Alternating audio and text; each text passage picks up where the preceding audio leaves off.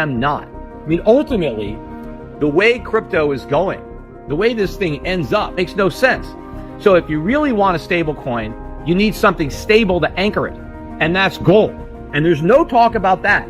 But that's where the stable coin should be. By the way, during the week, silver got above $39 an ounce, right? We're almost at 40. I think we're going to be above 40 shortly.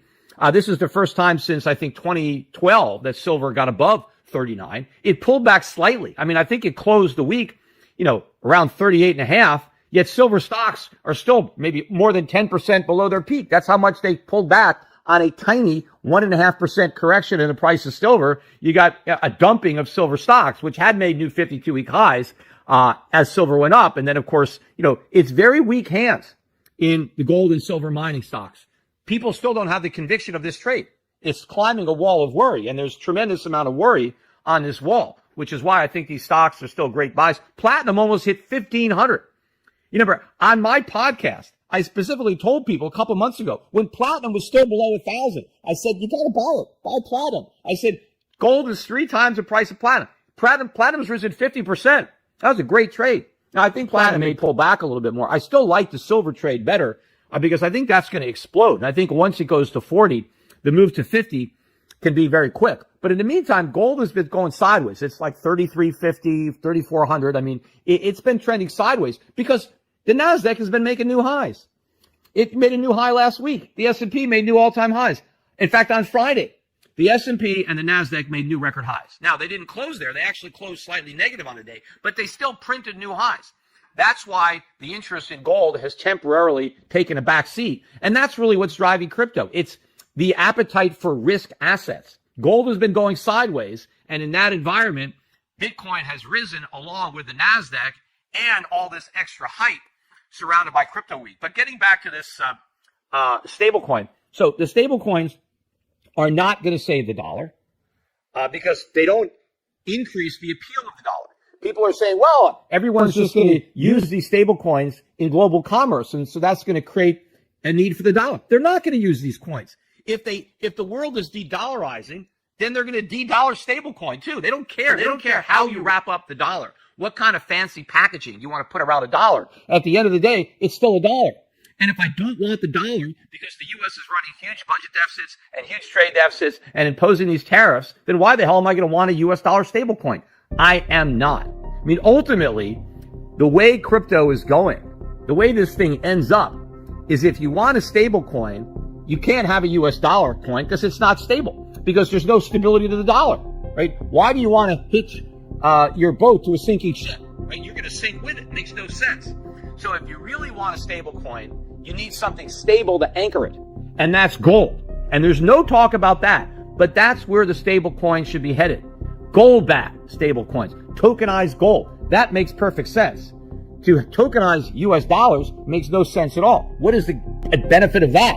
What is the benefit of holding a stable coin and earning no interest?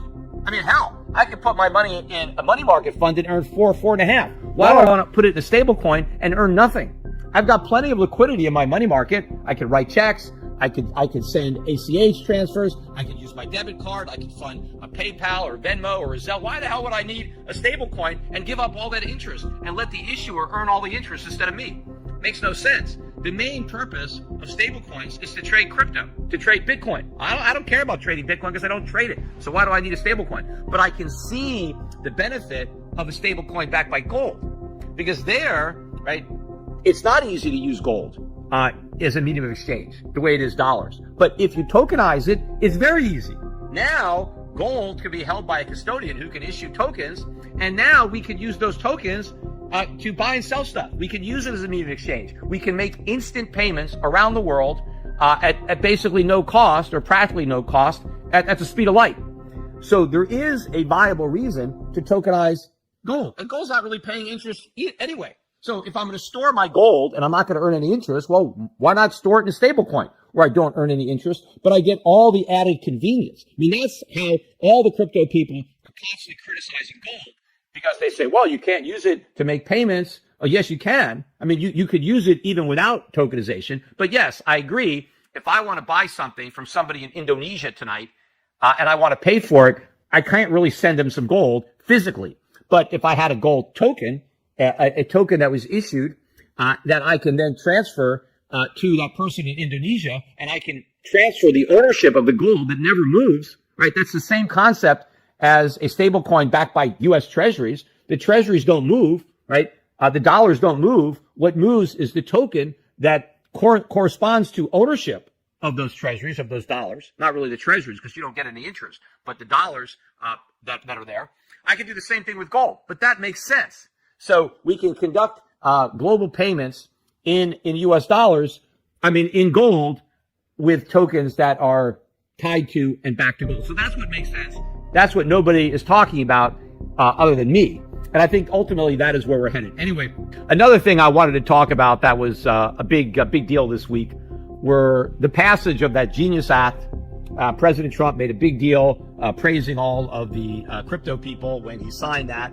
There's a couple more bills. They call this Crypto Week because there's some other bills. There's 3 bills in total that are basically a payoff to the crypto industry for all the money they spent helping to elect not only Donald Trump, but other members of Congress. A lot of money has been donated to these PACs that then give money to congressmen, senators on both sides of the aisle to be favorable towards Bitcoin and crypto. And so a lot of coverage of Crypto Week and of these bills. In fact, Bitcoin, I think the record high that I saw for Bitcoin was about $123,000 per Bitcoin.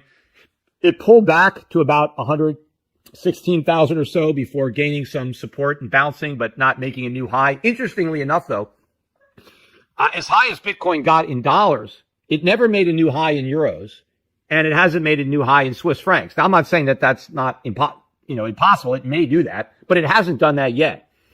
So a lot of this is also dollar weakness, which is why Bitcoin made a new high, but also because I think that Bitcoin is becoming more and more concentrated in America. It's almost like, the new American pastime, other than baseball. It's now crypto, and more of the crypto ownership is being concentrated in Americans, and of course, more of it is being concentrated in Wall Street. Right? It's owned by ETFs. It's owned by Bitcoin treasury companies. In fact, now you've got Ethereum treasury companies. Ether, I think, had an even bigger week finally than Bitcoin, and a lot of other altcoins, because of these bills that go way beyond Bitcoin. And I don't even think there's that much legislative significance of any of these bills.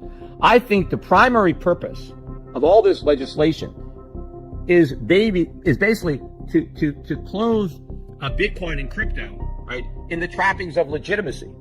By having the government pass all this legislation, the crypto industry can use this legislation to try to get people to buy Bitcoin and other tokens. That's the whole part of legitimizing it. You see, the government has embraced Bitcoin and crypto. Donald Trump is the Bitcoin president. We're going to make Bitcoin, or the U.S., the crypto capital of the world, so you got to buy. In fact, they're really trying to get Wall Street. I think I read that they did something to allow like 401k plans to buy Bitcoin or other crypto tokens, trying to get Wall Street to recommend that their clients put money into Bitcoin, which is something that by and large they're not doing. I think in general, Wall Street is afraid to touch this because they don't want to recommend that people buy Bitcoin ETFs and then have them go down and then get sued and have to give their customers their money back. It's almost like a Bitcoin recommendation comes with a free put, which is why you're not going to recommend it. Because if it crashes, your client's going to file an arbitration and say, how could you recommend this? Totally unsuitable. It's nothing. It's a Ponzi. And, not only do I think that the customer would win, I don't even think the broker-dealer wants to fight the battle. It's not even worth the expenditure. They'll just pay the client off. So I don't think you're going to get all these recommendations from all these advisors.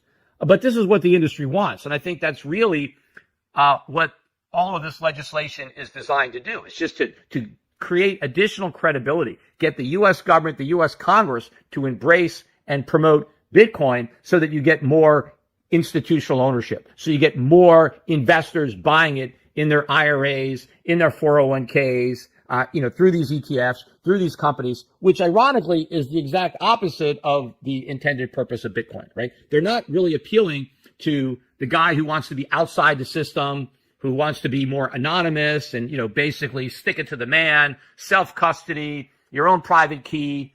It's all about appealing to the masses through Wall Street. And what is the pitch? What is the crypto industry trying to sell investors? You're going to get rich, right? This Bitcoin is going to go to the moon. 1 million, 10 million, who knows? So you buy Bitcoin to get rich. You don't buy Bitcoin to escape the system, to get out of the system. No, you want to be a part of the system. This is just how to milk the system for as much money as possible, because this is where everybody's going to